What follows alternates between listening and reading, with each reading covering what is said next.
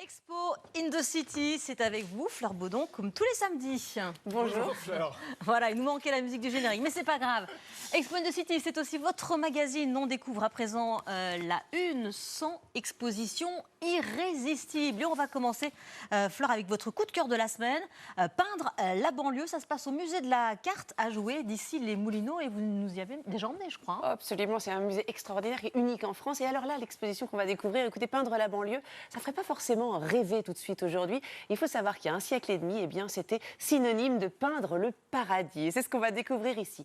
63 peintures sont exposées. Elles viennent des plus grands musées de France. Ce ne sont que des chefs-d'œuvre. Alors ici, on va replonger vraiment dans cette vision idyllique, idéalisée en tout cas des environs de Paris. Et on va réouvrir des yeux émerveillés, comme l'étaient d'ailleurs ceux des peintres du 19e siècle. Alors, la banlieue, pour ces peintres, eh bien, écoutez, c'est le fantasme d'un retour à une nature vierge, dépourvue de personnes. Voilà, on reprend, voilà, regardez, on reprend ses sources, on reprend ses marques, avec justement ces paysages qu'on va découvrir ici, qui sont complètement vides de toute nature humaine. Et on découvrira justement, voilà, des montagnes. On pourrait presque se rapprocher d'une campagne, mais vous allez voir qu'il y a une petite différence quand même. Regardez cette œuvre, elle est méconnaissable, c'est une œuvre de jeunesse de Gauguin. À l'époque, eh bien, il faut savoir qu'il était agent de change, hein, il n'était pas encore peintre, il en a fait du chemin, voilà, on va découvrir tout ça. Et alors, la banlieue, c'est aussi synonyme, c'est ce qu'on découvre ici, pour les peintres de la survivance de l'agriculture, avec des clichés de troupeaux.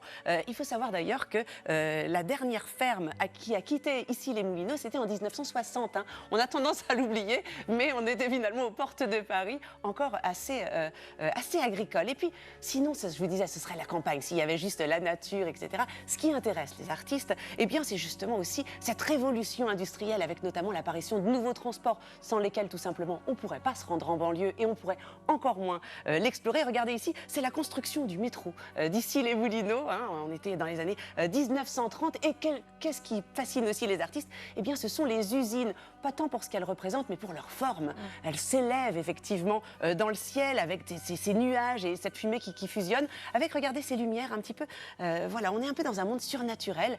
C'est un monde de fascination, je vous disais, que des chefs-d'œuvre, on en profite. Et puis alors, profitez-en aussi pour visiter le musée de la carte à jouer, qui est absolument extraordinaire. Allez, on passe à la découverte de la semaine. C'est à l'abbaye royale de l'Épau, dans la Sarthe. Et c'est pour la 5e saison photographique. Hein. Oui, alors je ne sais pas